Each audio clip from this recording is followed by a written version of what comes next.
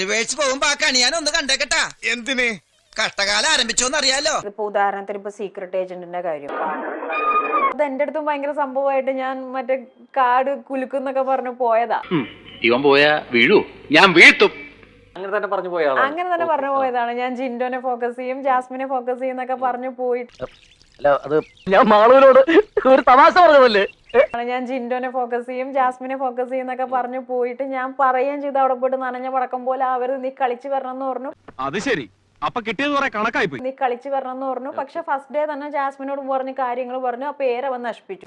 ഞാൻ എന്ത് തെറ്റ് ചെയ്ത് കൊച്ചാ നിന്നോട്? എന്നെ വെറുതെ വിട്ടാര്. മൊത്തത്തിൽ അവന് കിളിപോയ അവസ്ഥയാണ്. കാരണം എന്ന് വെച്ചാൽ അതിന്റെ ഉള്ളിൽ പോയപ്പോഴാണ് അവൻ പറയുന്നത് ഞാനൊരു മനുഷ്യനായി എന്നുള്ളത്.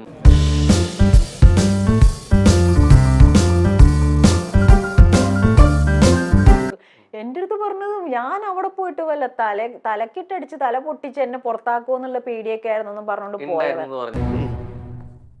സത്യം ഞാൻ തുറന്നു പറയട്ടെ, എനിക്കൊന്നും അറിയില്ല. അല്ല, ഇത് സത്യം അങ്ങനെ പറഞ്ഞിട്ട് പോയി. ചേച്ചി എനിക്ക് ഞാനേ പെട്ടെന്ന് ദേഷ്യം വന്ന് ഞാൻ കൈ കിടണൊക്കെ എടുത്ത് അടിക്കും. ആ ഒരു പേടി മാത്രമേ എനിക്ക് ഉള്ളൂ എന്ന് പറഞ്ഞു പോയതാ. എന്റെ ഭയ ഞാനൊന്നും പറഞ്ഞിട്ടില്ല. മുതലാളി ഒരു പ്രാവശ്യം പറഞ്ഞിട്ടുണ്ട് ബോട്ടിൽ വെച്ചേ.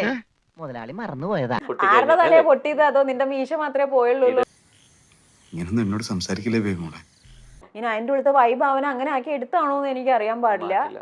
പക്ഷെ ആള് ഭയങ്കര പാവമായിട്ട് പോയി. ചെറുപ്പക്കാരല്ലേ, ഒരു തമാശ ഒക്കെ ഉണ്ടാവുമല്ലോ എന്ന് വിചാരിച്ചാണ് ഞാൻ വന്നത്.